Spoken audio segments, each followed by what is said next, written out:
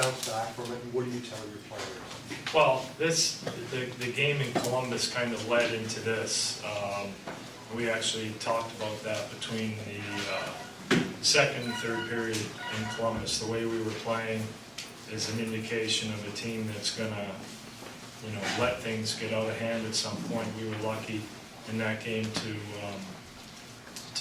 have been up 4-0, and we were allowing bad habits to creep in that hadn't been there, and we relied in the third period on Ben Scrivens to make a lot of saves. And not that it was bad tonight, but it was kind of funny how everything, every mistake we made ended up in the net. They only had 20 shots defensively. In terms of limiting opportunities, we actually played pretty well at times, and yet we'd make a real mental mistake. We were exposing the puck in the middle and some things like that. And our D really had trouble in front of our net, defending, boxing out, and some things like that. So it's actually probably better for us to go through a game like this right now so that we can focus. If we lose 2-1 or 3-2 or something like that, or 1-0, we were just a shot away, but we weren't anything close to that tonight, so it'll be good to learn from.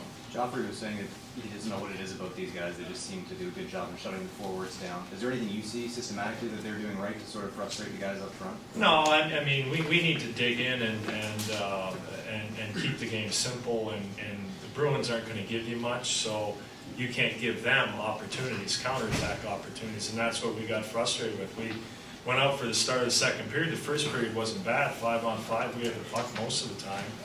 And then we started the second period sound asleep, two major blunders in the first minute, and now you're down 3.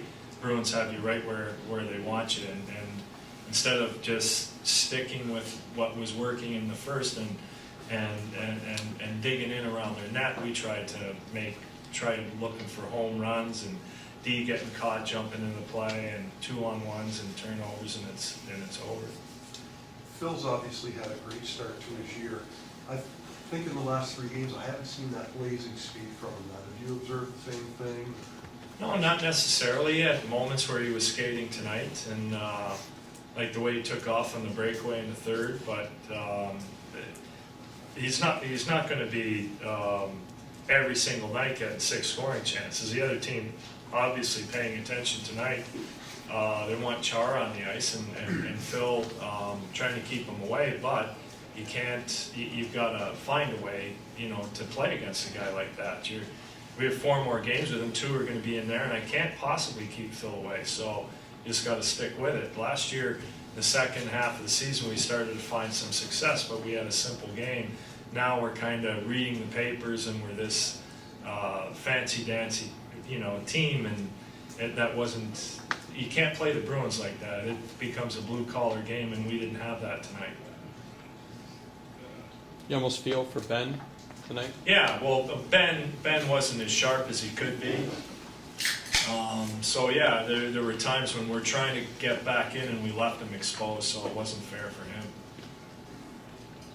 You don't expect a Joey Crabbe or someone like that to score every night, but it underlines the importance of those guys pictures and times. Yeah, but we've had our best players being our best players night in and night out, so I'm not going to expect the third line or fourth line to carry the load in a night like this. We've all got to carry and pull our own weight, and we didn't.